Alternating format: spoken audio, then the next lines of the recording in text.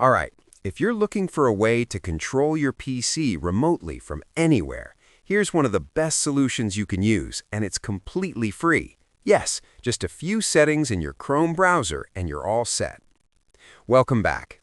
Today, we're setting up Chrome Remote Desktop, Google's free remote access tool that lets you connect to any computer from a PC, phone, or tablet from anywhere in the world. Before we set anything up, here's what you need. A Google account, the same Gmail or Google account you probably already use. Google Chrome or Microsoft Edge. Chrome Remote Desktop works on any Chromium-based browser. Both Chrome and Edge qualify. The computer you want to access remotely, this needs to be set up first and it needs to be powered on and connected to the internet when you want to connect to it. Any device you want to connect from, another PC, a laptop, a phone, or a tablet. The connecting device just needs a browser or the Chrome Remote Desktop app. For this demonstration, I have two PCs here, one named LAB01, which I will use to control a second PC named LAB02, that is the remote PC. Let's start on the computer you want to be able to access remotely. This is called the host machine. Open Chrome or Edge and navigate to remotedesktop.google.com. Make sure you're signed in to your Google account. Click the profile icon in the top right of the browser to verify. Click on Share My Screen. On the left sidebar, make sure you're in the Remote Access section, not Remote Support. You'll see a panel titled Set up Remote Access. Click the blue Download button. This downloads a small Chrome extension and host component. Click on the downloaded file to install it. The installation takes about 30 seconds. Once installed, the page will prompt you to give this computer a name. By default, it suggests your computer's name, LAB02 in my case here.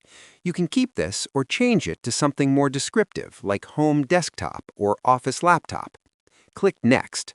Now you need to set a PIN for this computer. This is the security code you'll enter every time you connect to this machine. Choose something at least 6 digits long that you'll remember. Enter it, confirm it, and click Start. The host setup is complete. You'll see this computer appear in your remote access list with an online indicator showing it's ready for connections. As long as this machine is powered on and connected to the internet, you can reach it from anywhere. Now, let's connect from a second computer, or any computer, to the one we just set up. On the connecting device, open Chrome or Edge and go to the same website, remotedesktop.google.com. Sign in with the same Google account. Click on Access My Computer. You'll immediately see your host computer listed under Remote Access. Click on it. A dialog will appear asking for the PIN you set during setup. Type it in. Optionally, check Remember My PIN on this device if this is your own computer and you want faster connections in the future. Click the blue arrow to connect. Within a few seconds, your remote desktop appears in the browser window. Next, you need to enter the password for the remote computer's user account. As you can see, my remote PC is set to French because I use it for remote work in France. You have full control. Move your mouse, type on the keyboard, all input goes directly to the remote computer. You're effectively sitting in front of it from wherever you are. Look at the toolbar on the right side of the screen. Click the arrow to expand settings.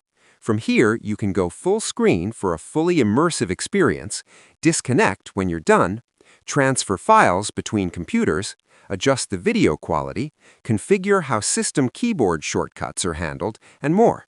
Let me walk through the most useful session features quickly. Full screen mode, click the full screen icon in the right panel. The remote desktop fills your entire screen, and it genuinely feels like you're sitting at the other computer. Press Escape or use the toolbar to exit.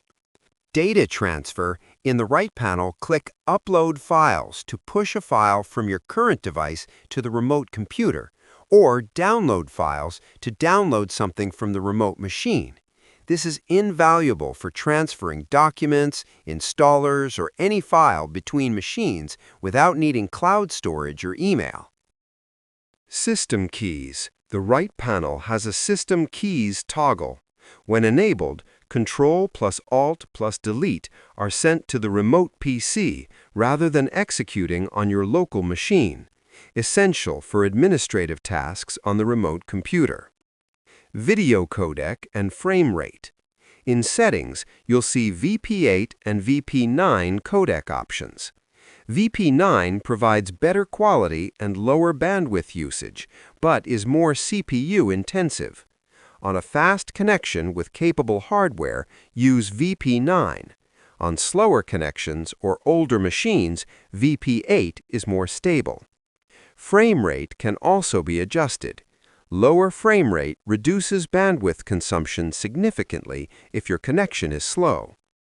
Scaling options.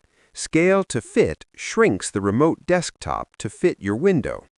Resize to Fit adjusts the remote resolution to match your window size. Experiment with both to find what works best for your screen size.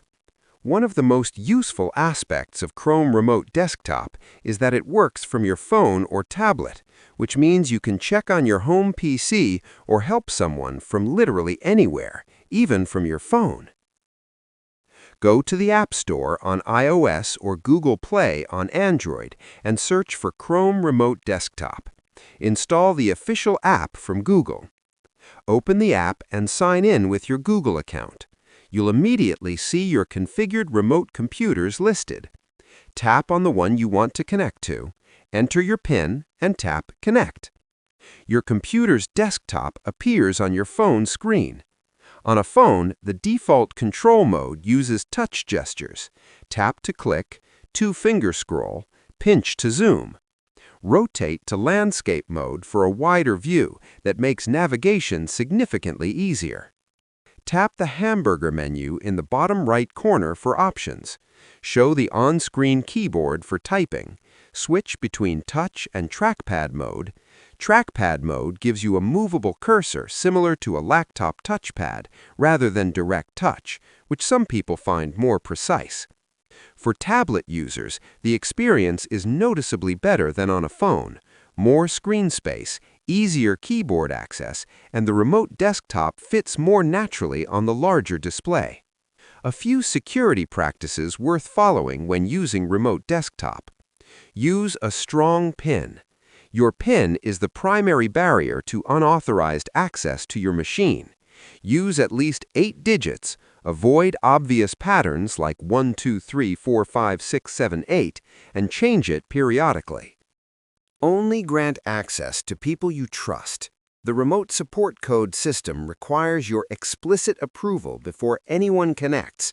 Never share an access code with someone who contacted you unsolicited. Tech support scammers frequently use remote access tools, and legitimate companies will never cold call you asking for remote access to your computer.